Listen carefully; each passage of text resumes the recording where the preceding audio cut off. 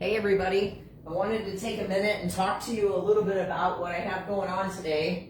I have a very busy day of appointments, and so I wanted to kind of let you know how I'm setting myself up for success for that. I think it's super easy to have a number of items that you have to do in a day, a number of places that you have to go, and to just make the excuse that you just simply can't eat clean just because you have so many places to go and so many things to do.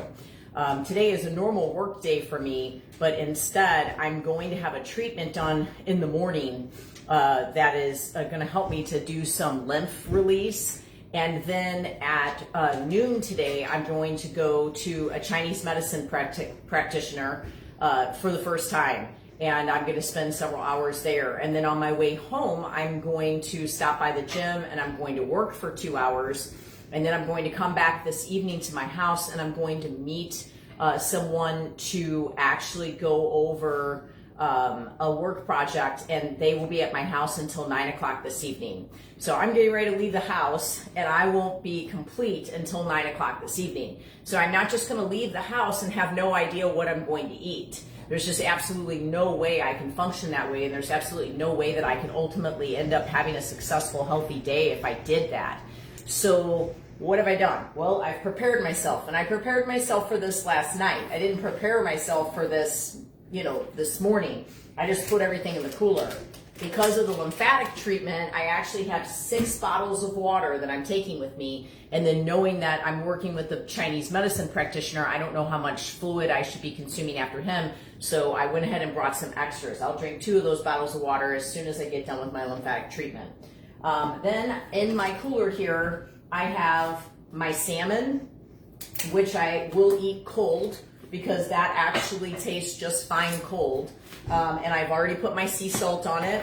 And then I have my asparagus, which I actually warmed up so that the oil would be kind of liquid when it was time for me to eat. So I'll have those on the top of my cooler with my ice packs down on the bottom of the cooler, so that asparagus doesn't go right on top of it, and then it actually ends up staying, okay for me to eat. I have my 2 items of hamburger. There's a very good chance that I'm not going to make it back to the gym in time to where it's going to be time for me to eat, and I'm not going to be at the gym.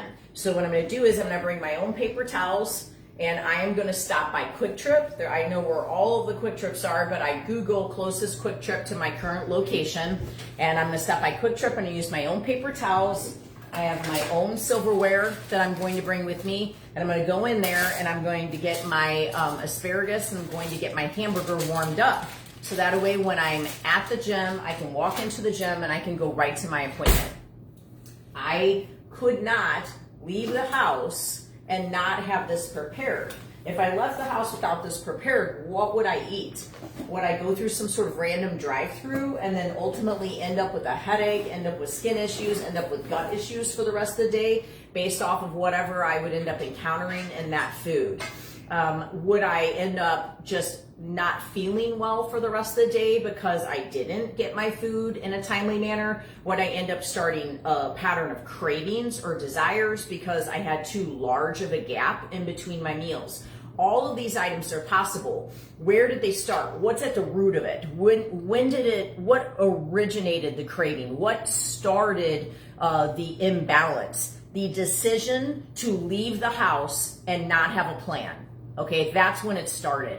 And when could we back up and have a better situation? I got up at 5:30 this morning. I got 30 minutes of cardio in. I came downstairs. I walked my dogs. I came inside. I got my daughter's breakfast ready, had it sitting out for her. I sat and talked to her while she ate her breakfast. I fixed her hair. I had her clothes ready last night, so she was ready to go.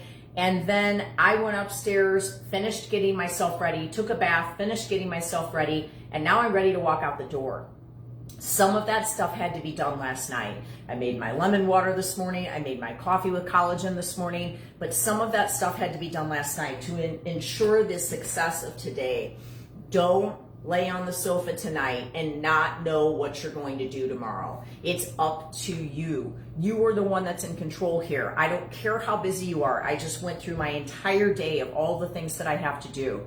Now tomorrow, I have to work from 8 o'clock in the morning until 7 o'clock at night or 7:30, and I do not have a break all throughout the day. I have to schedule when I'm going to get my food in, and I'm going to have little 8-minute breaks to do that. I have to identify ahead of time, what am I bringing with me?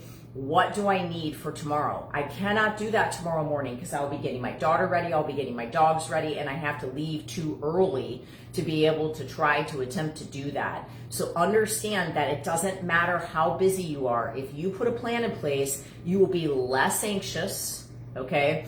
You will be more in control of your day, and you will be more successful and more effective. I pray this blesses you all. Have a wonderful day. God bless you.